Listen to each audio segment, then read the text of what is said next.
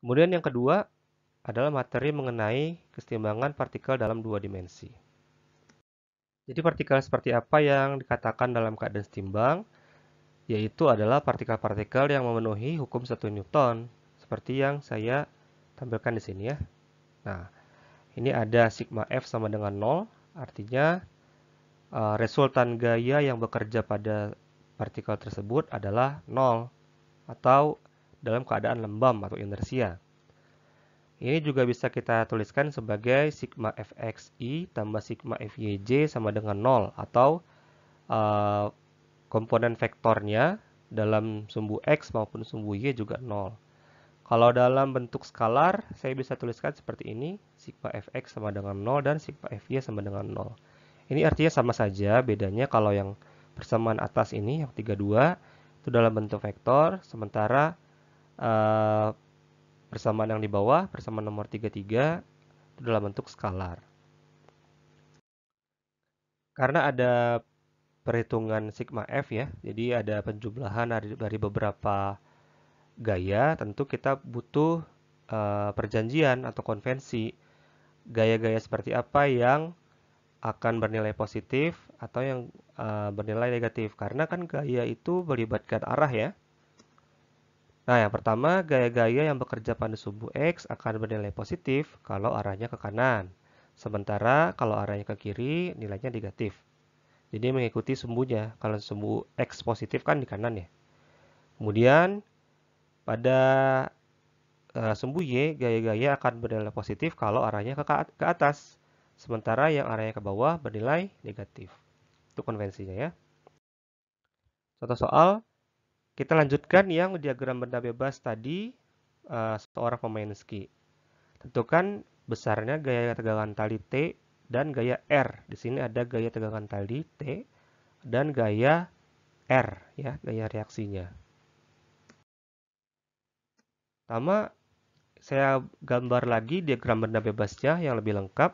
Di sini saya tambahkan proyeksi terhadap sumbu X dan Y dari gaya T dan gaya R, ya. Tadi ada beratnya 150 pound, itu termasuk gaya-gaya yang bekerja pada sumbu Y. Sementara di R, saya proyeksikan ada Rx, ada Ry. Rx-nya ke arah kiri, Ry-nya ke arah atas. Kita lihat di sini. Karena R sendiri arahnya ke kiri atas kan. Kemudian T di sini arahnya ke kanan atas. Maka ada komponen Tx pada sumbu X itu berada atau bergerak ke arah kanan. Dan komponen Ty-nya ke arah atas. Kita daftarkan seperti ini, jadi sigma Fx atau jumlah gaya-gaya yang bekerja pada sumbu X adalah 0, sesuai dengan kriteria kesetimbangan tadi ya, jadi sigma Fx sama dengan 0. Di sini kita lihat apa saja gaya-gaya yang bekerja pada sumbu X, ada Tx di sini, dan Rx. Kalau Tx itu arahnya ke kanan, maka nilainya positif, sementara Rx ke kiri nilainya negatif. Makanya di sini ada ditulis Tx kurang Rx ya. Tx positif, Rx negatif. Tx kurang Rx sama dengan 0. Lalu kita bisa tuliskan ini Tx sama dengan Rx ya, karena jumlahnya 0. Nah, Tx tadi adalah proyeksi dari T ya, kita lihat di sini Tx. Ini posisinya ada di dekat sudut ya. Sudut 15 derajat, maka kita bisa tulis Tx sebagai T cos 15 derajat. Sementara Rx ada di depan sudut. Sudutnya kan 20 derajat, maka Rx adalah R sin 20 derajat. Dari sini kita bisa dapatkan perbandingan antara T dan R. Atau kita bisa nyatakan dalam bentuk R sama dengan T dikali cos 15 derajat dibagi sin 20 derajat. Kemudian bagaimana dengan gaya-gaya yang sumbu Y? Sama, jumlahnya sama dengan 0. Kita jumlahkan gaya-gaya yang bekerja pada sumbu Y. Ada W ke bawah, berarti negatif. Ada RY ke atas, berarti positif. Dan juga ada TY ke atas, positif juga. maka RY tambah TY kurang W sama dengan 0. Atau kita tuliskan di sini, RY adalah R cos 20 derajat. Dari mana? Ini lihat. RY posisinya di dekat sudut. Ya kan? Ini kan sudut 20, RY-nya di dekat sudut. Maka RY sama dengan R cos 20 derajat. Sementara TY posisinya di depan sudut 15. Maka TY sama dengan T sin 15 derajat. Karena di sini jumlahnya 0, saya bisa pindahkan ke sini sama dengan W. W itu adalah berat tadi ya. Nah, kita substitusikan R ke sini. R yang kita dapat dari sigma fx ke sini. Saya dapatkan seperti ini. Ya.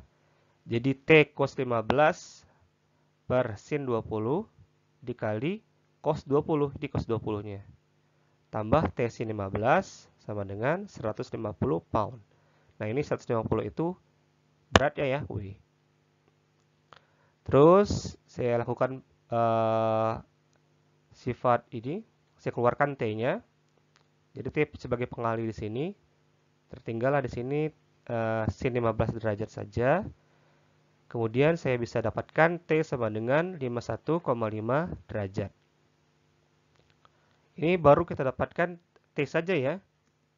Nah, sementara R kita ambil dari sini. Ya, kita ambil dari sini. R sama dengan T kali cos 15 derajat per sin 20 derajat. Saya masukkan angkanya T di sini. Saya masukkan nilai T 51,5 derajat di sini sehingga saya dapatkan nilai R 145,45 pound begitu. Berarti sekarang kita dapat simpulkan tegangan talinya 51,5 pound dan gaya reaksi kontaknya antara lereng dengan ski adalah 145,45 pound. Kemudian contoh soal kedua. Ada sebuah peti seberat 200 kg digantung dengan menggunakan tali AB dan tali AC. Perhatikan di sini ada semacam ring ya. Nah, ring ini diikatkan dengan 3 tali. Ada tali AC, ada tali AB, ada tali AD. Ada 3 tali ya. Tali AC itu ke tumpuan yang di atas dengan sudut theta. Tali AB ditarik tangan dengan sudutnya 0 derajat ya, karena dia horizontal. Dan tali AD ke bawah yang menahan peti.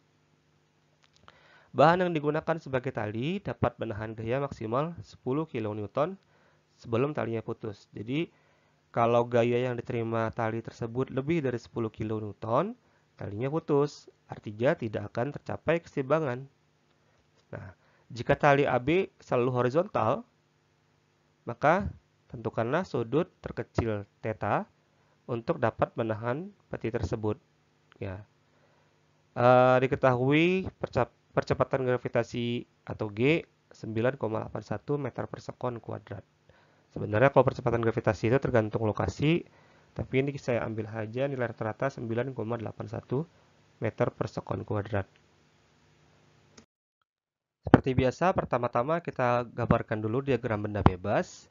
Ada 3 gaya di sini, ada FC, ada FB, dan ada FD. Di mana FB ini mewakili tegangan tali AB. Sementara FC itu tegangan tali AC dan FD tegangan tali AD atau berat petinya. Dan FC itu bisa diproyeksikan lagi terhadap sumbu X dan sumbu Y. Pada sumbu X letaknya di dekat sudut, maka kita tuliskan sebagai FC cos θ. Sementara proyeksinya pada sumbu Y itu di depan sudut ya, di sini atau di sini sama saja. Maka FC sin θ.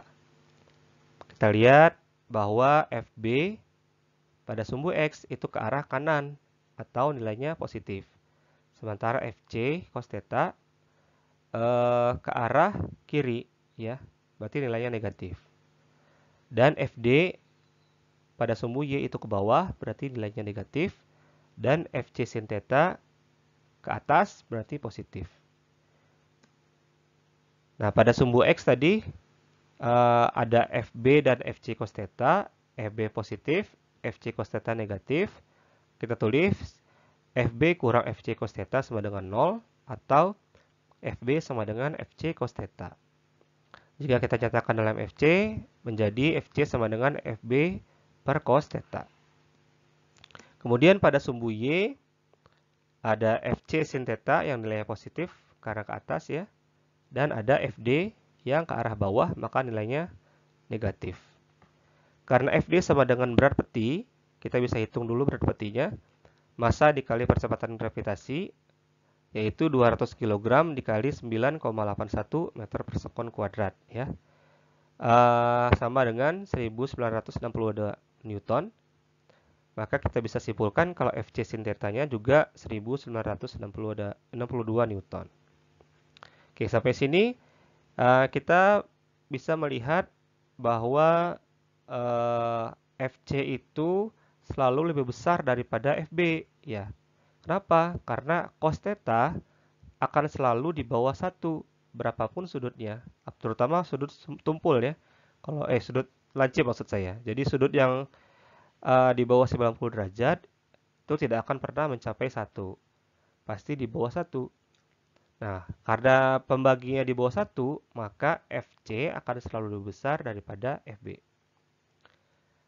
Lalu maksudnya apa? Kalau FC lebih besar daripada FB, berarti FC akan lebih mudah putus daripada FB. Pasti yang putus duluan itu FC di sini. Oke. Tadi nilai maksimalnya kan tadi 10 kN kan? Kita masukkan ke sini 10 kN. Jadi FC-nya kita ganti dengan 10 kN, batas maksimum. 10.000 dikali sin theta sama dengan 1962 Newton. Kita dapat hitung sin theta-nya 1962 dibagi 10.000 atau 0,1962. Dari sini kita bisa tentukan sudut theta-nya dengan inverse sin atau aksin. Aksin dari 0,1962 adalah 11,31 derajat. Saudara coba di kalkulator hitung inverse sin dari 0,1962. Kalau angkanya bukan ini, kemungkinan kalkulatornya belum dalam degree ya. Jadi perhatikan dulu mode kalkulatornya. Dari sini kita juga bisa tentukan nilai FB ya, karena theta-nya sudah dapat. Jadi FB sama dengan FC cos theta yang di sini ya. FB sama dengan FC cos theta, kita masukkan angkanya. FC tadi 10.000 dan cos theta-nya cos 11,31 derajat. Hasilnya 9.805,8 Newton atau 9,8 kN. Rangkuman. Jadi apa saja yang tadi sudah kita pelajari tadi? Yang pertama, diagram benda bebas merupakan sketsa suatu sistem keseimbangan yang menampilkan gaya-gaya yang bekerja pada objek. Diagram ini sangat membantu perumusan persamaan keseimbangan ya. Seperti yang sudah kita lakukan tadi, kita bisa tentukan gaya-gaya mana saja yang berada pada sumbu X maupun sumbu Y dan kemana arahnya. Dari sana kita bisa simpulkan nilainya positif atau negatif. Yang kedua, keseimbangan suatu sistem tercapai jika memenuhi hukum 1 Newton, yakni sigma F sama dengan 0. Nah, dengan proyeksi gaya pada 2 dimensi, perumusan ini dapat dinyatakan dengan jumlah gaya-gaya yang bekerja pada sumbu X sama dengan 0, begitu juga pada sumbu Y, juga sama dengan 0. Saya rasa cukup demikian. Sampai di sini materinya. Jika ada pertanyaan, silakan ajukan di forum. Terima kasih. Assalamualaikum warahmatullahi wabarakatuh.